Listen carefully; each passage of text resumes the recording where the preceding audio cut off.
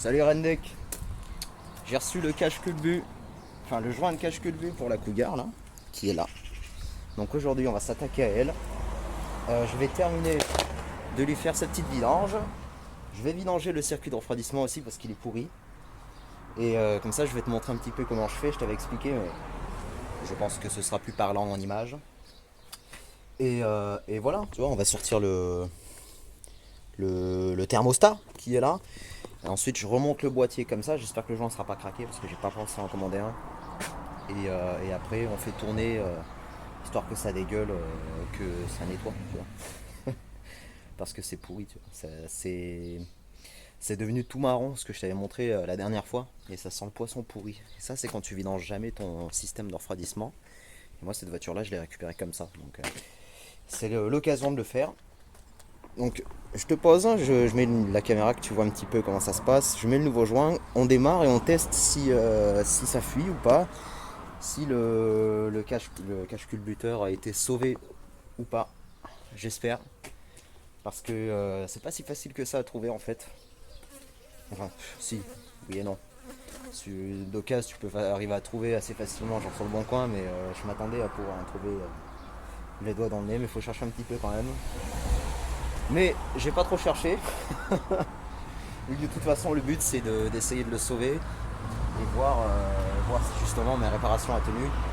Comme ça, si jamais ça t'arrive, bah, tu sais que c'est peut-être possible de le récupérer. C'est pour la science. Waouh!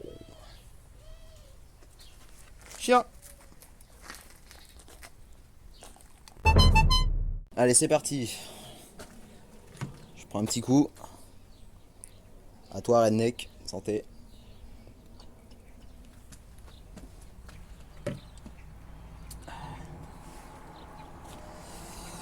Et on y va. Pour une fois qu'on a du soleil.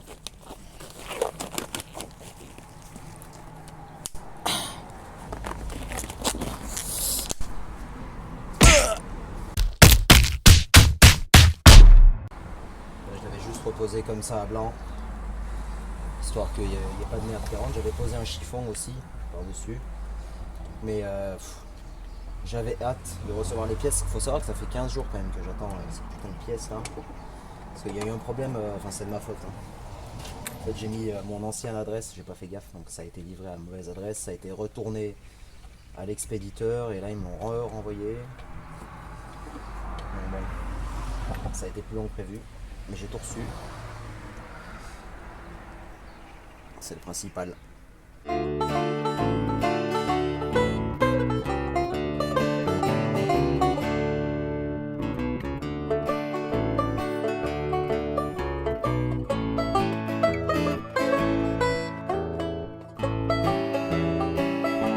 je vais poser ça là.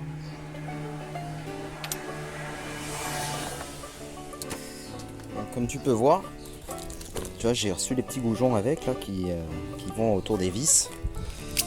Alors, je sais pas trop comment c'est foutu. On va voir.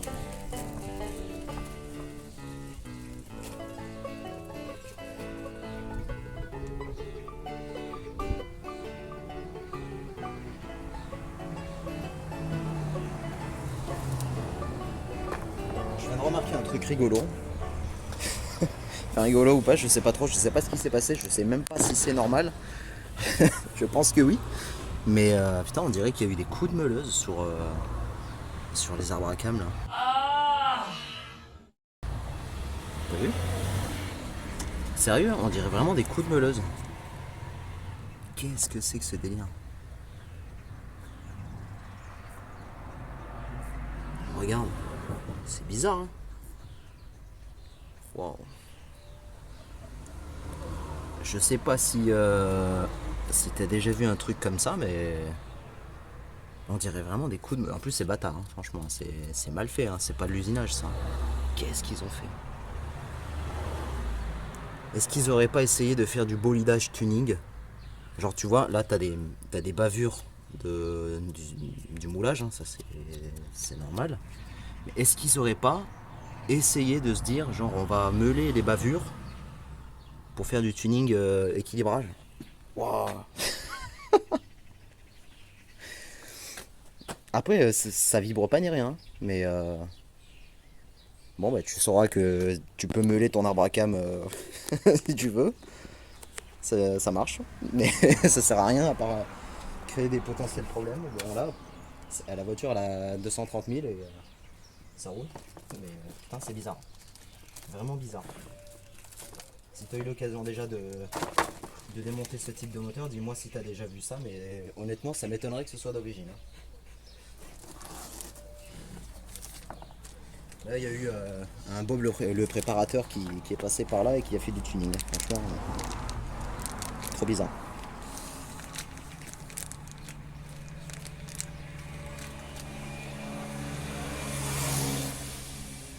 Alors, il y a deux types de petits trucs en caoutchouc. Donc, tu as ceux-là, tu as les plus gros, et ensuite, je vois qu'il y a des petits aussi.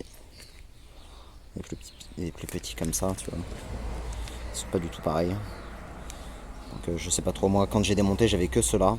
J'avais pas les petits comme ça. Je sais pas. Du coup, tu vois, t'as la vis avec un espèce d'insert là, comme ça. À mon avis, lui il vient comme ça. Et peut-être que l'autre il vient en dessous, je sais pas, je vais voir.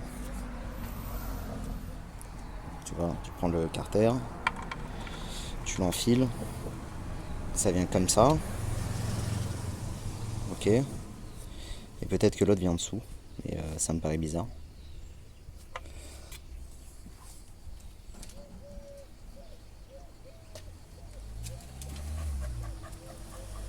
Bon, honnêtement, je sais pas trop. Le petit, je peux pas le passer en dessous. Tu vois, quand je traverse comme ça, là ça vient épouser parfaitement. Et en dessous, je peux pas passer. Je peux rien passer d'autre, tu vois. Ça dépasse un peu, mais après t'as le joint qui vient se plaquer, donc je sais pas. Très bizarre. Je vais essayer de comme ça. Peut-être qu'il y a des modèles avec des petits joints, mais là ça a pas l'air.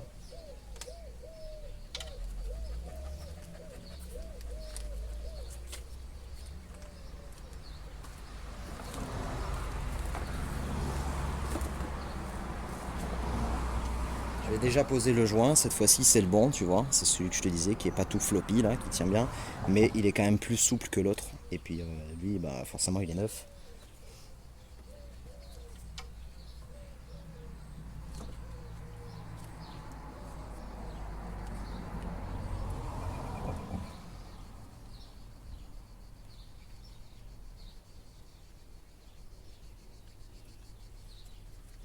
Ah ou alors, attends, il y a peut-être un délire là, non?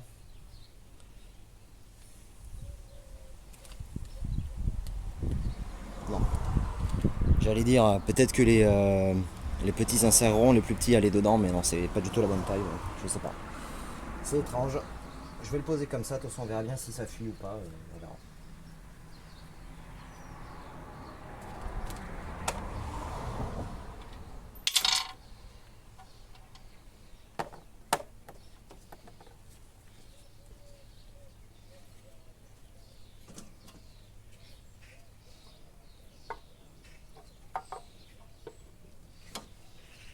Honnêtement, vu comme c'est fait, et vu comme j'ai rattrapé le plan de joint, je pense vraiment pas que ça fuit.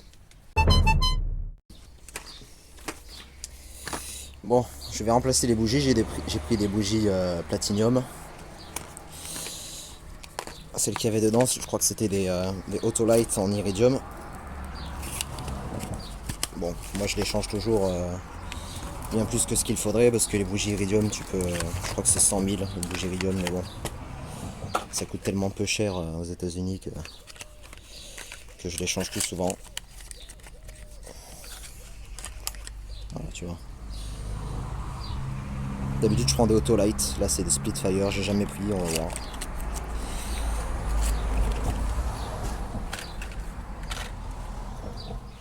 Donc j'ai une douille Monsieur Bricolage exprès avec dedans un petit truc en caoutchouc qui reste tout le temps coincé sur les bougies, donc c'est un peu chiant, mais vraiment ça fait le taf.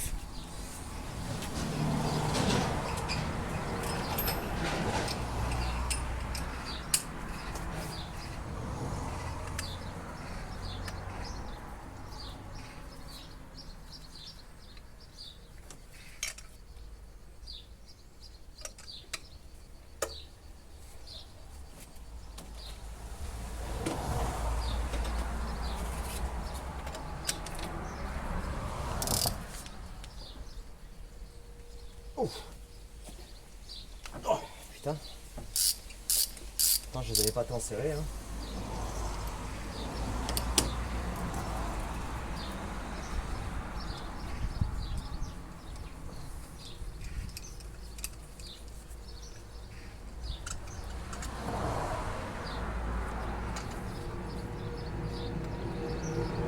On peut voir la bougie. Elle est un peu pâle. C'était peut-être un peu pauvre. Soit c'est des Autolite. On va comparer avec les nouvelles, voir si c'est bon. Donc, comme tu peux voir, les nouvelles sont plus courtes.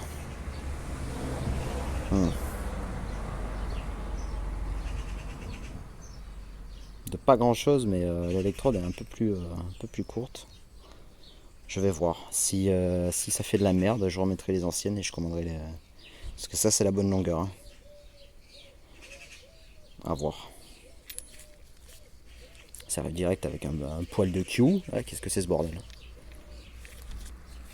Alors, ce que tu peux faire, si tu veux pas que ce soit grippé, tu peux mettre un peu de graisse cuivrée. Vu que moi je les change souvent, j'en mets pas. Mais si tu les changes pas régulièrement, mets un peu de graisse cuivrée.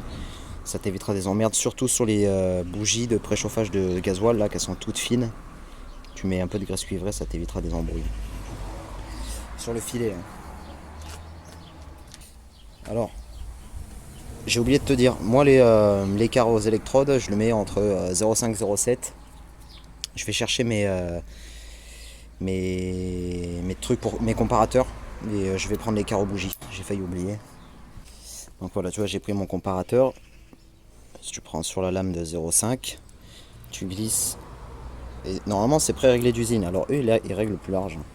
Donc là, ça passe carrément dedans. Je pense que ils doivent les régler à 0,60 ou 0,70. Normalement, tu peux même les monter comme ça d'origine. De toute façon, les carreaux bougies, c'est un peu de la branlette. Pour le commun des mortels qui roule pour tous les jours, t'en as un peu rien à foutre. Mais vu que moi, je suis un peu un maniaco-dépressif, j'aime bien. 0,7 ça passe, 0,75, qu'est-ce qu'on va essayer? On va essayer 0,80. Ah ouais, eux ils règlent vachement large. Là t'es à peut-être 0,82. Moi je vais les régler à 0,5.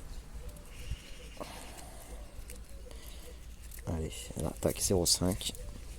Donc c'est tout con, tu vois, tu passes ta cale là, tu vois que ça c'est trop large. Tu prends une surface un peu dure là, je sais pas. Tu peux le faire sur un établi, un truc en bois ou en fer, n'importe. Je vais te montrer. Tu vois là j'ai une grosse douille. Tu viens juste taper le bas de ton électrode. Et là je l'ai trop serré. Donc si tu as trop serré, tu prends un petit tournevis.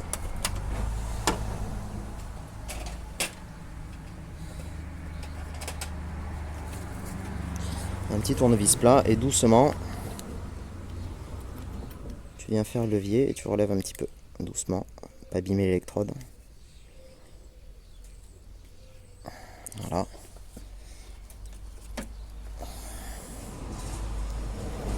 Là. Là j'ai 0,75 pile poil. Celle-là elle est bonne. Je vais faire comme ça pour les 4. Encore une fois je te dis ça sert à rien. Ça sert vraiment si tu cherches la performance, que tu as des voitures préparées. Sur des voitures de série ça sert vraiment à que dalle. À part avoir un allumage un peu mieux peut-être, mais bon. C'est vraiment un gadget quoi. De toute façon toutes un peu blanches comme ça là. C'est un peu limite, c'est un peu pauvre. Après vu que en ce moment elle a fait que, avant que je démonte, elle a fait que des démarrages à froid consécutivement parce que je roulais pas trop avec. Et vu que quand c'est froid, elle, normalement non, mais elle a tendance à tourner un peu pauvre à froid, vu qu'il y a de l'éthanol dedans. Et après quand tu roules, elle s'enrichit un max.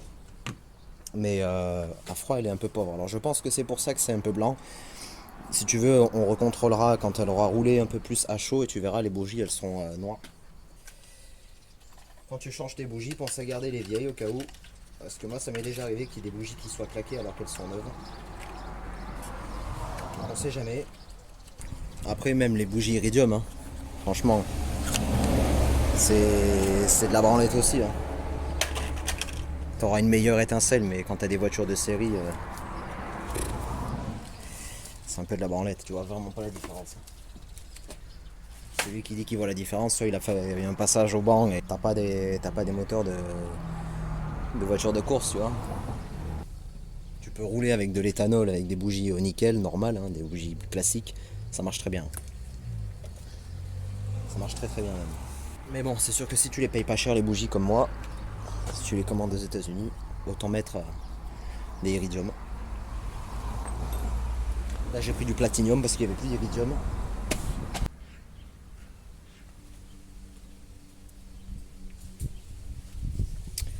Voilà. Qu'est-ce que t'en penses? On démarre, non? Je vais démarrer, tu me dis si tu vois des fuites. Ça me fait toujours marrer les mecs qui disent ça parce que... Qu'est-ce que tu veux dire? T'es même pas là.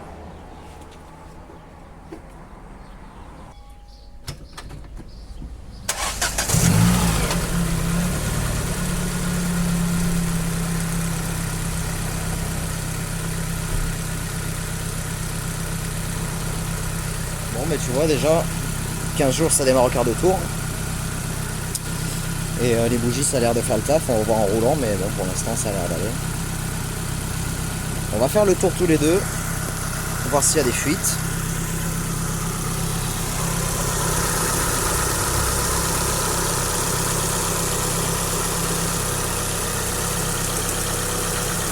Pour l'instant a priori pas de fuite.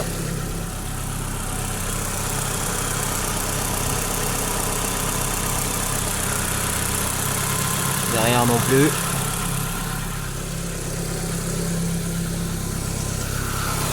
Et là c'était la partie qui m'inquiétait le plus parce que c'est le côté tu sais qui était fissuré. Il n'y a pas l'air d'avoir de fuite. Alors j'ai de la chance parce que je sais pas si tu vois, le moteur il est toujours un peu incliné vers l'avant comme ça là. Il n'est pas plat, il est un peu penché. Donc forcément la fluide vide il va être peut-être un peu plus vers là quand ça redescend. Et bon. Normalement de toute façon ça étanche partout mais tu vois là si je le mets droit voilà. Là la caméra est droite, j'ai un niveau dessus. Il est penché. Bon ben voilà, écoute, ça a l'air pas mal. Je vais attendre qu'elle chauffe un peu, je vais mettre des coups d'accélérateur histoire de faire monter un peu plus la pression d'huile. Et on va voir si ça dégueule, mais ça n'a pas l'air de dégueuler. Après j'enlèverai les 4 fils de bougie et on verra si dans les puits de bougie ça a dégueulé parce qu'il y en avait un petit peu avant. Mais déjà là en extérieur, c'est une très bonne nouvelle. Ça ne fuit pas. Bon bah écoute, fais-moi confiance, c'est complètement sec. Enfin, moi je peux te montrer si tu veux. Je peux te montrer. Je sais pas si tu vois grand chose. Tu vois que dalle. Bon, c'est complètement sec dedans. Après à voir en chauffant. Excuse-moi pour la caméra. Je te repose. Voilà, après avoir en chauffant si ça fuite ou pas. Mais là pour l'instant, pas de fuite. Pas de fuite, bonne nouvelle. Allez, je remets les fils un petit peu et puis après on va s'occuper du liquide refroidissement.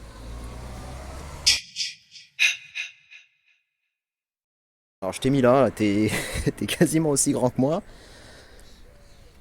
Je sais pas si tu vois quelque chose, bon si tu dois voir plutôt pas mal. Donc je vais enlever cette durite là. Et derrière tu as le thermostat. Je vais virer ce truc là, comme ça va couler.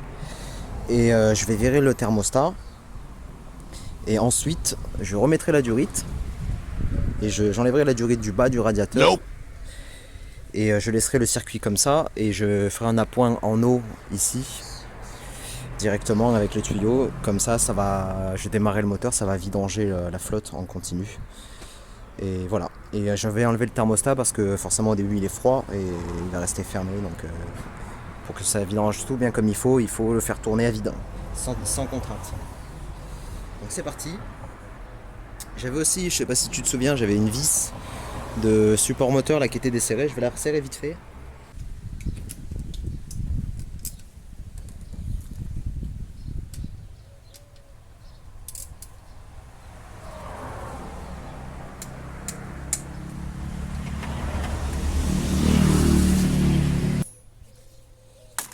Donc là attention, ça va couler partout.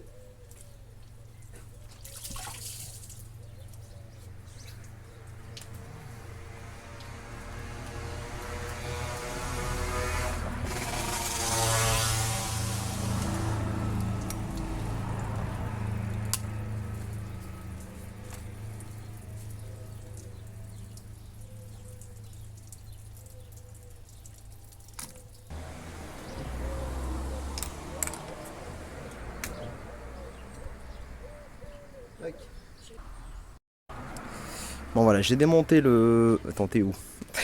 T'es là. J'ai démonté le boîtier, le porte thermostat. Donc le thermostat il est là.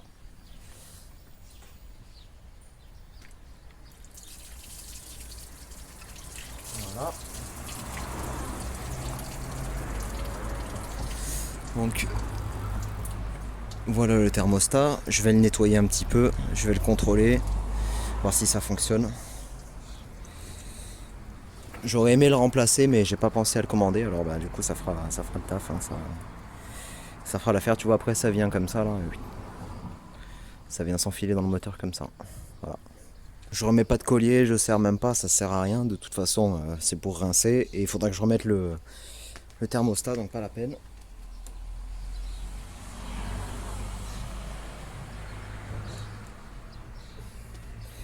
Regarde, quand je te disais que c'était pourri. Voilà. Alors voilà, tu vois l'installation, comme tu peux voir, c'est la mer marron. Ça dégueule de partout. Donc là j'ai mis mon tuyau d'eau là. C'est la durée de super du radiateur, comme ça fait tout le tour, ça passe dans le radiateur. C'est aspiré par la pompe à eau, ça passe dans le bloc et ça ressort là. Et là tu vois ça commence à sortir un peu plus clair. Je continue à faire ça jusqu'à ce que ce soit bien clair, jusqu'à ce que ce soit translucide. Et ensuite je pourrais fermer le circuit, remettre le thermostat et rebalancer du liquide de refroidissement propre. Mais tu vois là c'est une catastrophe. Hein. C'était vraiment dégueulasse. Faudra que je rince aussi le bocal parce qu'il est pourri aussi. Voilà, tu vois là ça commence à couler clair. Et là tu peux laisser tourner ton moteur parce que de toute façon ça force, ça va pas chauffer parce que c'est alimenté en eau directe dans le radiateur. Et c'est de l'eau fraîche qui fait le circuit, donc tu peux laisser tourner comme ça des heures et des heures, il n'y a pas de problème. Voilà, je te reprends une fois que c'est terminé.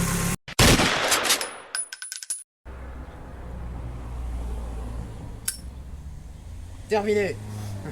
Viens voir. J'ai tout terminé, j'ai tout remonté. J'ai fait chauffer la voiture pour voir si ça fuyait pas et pour purger le système de refroidissement. Et comme tu peux voir, tout est propre. Il n'y a pas de fuite. Donc ma réparation sur le carter, elle a bien fonctionné. Le meulage du plan de joint, ça s'est bien passé. Tout est bon, tout est propre. Maintenant tu sais comment purger ton système de refroidissement quand il est pourri. Fais-le. Laisse passer la moto. Fais-le parce que après ça devient acide et ça attaque les parois du moteur, ça te bouffe les durites, ça défonce tout. Donc surtout c'est important dès que tu vois qu'il commence à être un peu vieux, de toute façon tous les 5 ans tu le remplaces. Donc voilà, c'est terminé. Celle-ci on n'en parle plus, il n'y a plus grand chose à faire. Il y aura de la carrosserie plus tard. Mais vas-y fais un tour de la voiture. Mais pour l'instant tout est terminé. On attaquera le pick-up par la suite.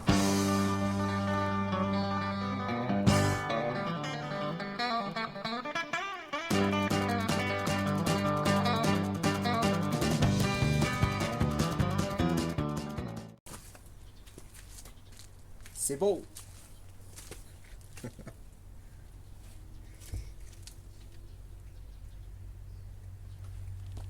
Put a good dip in.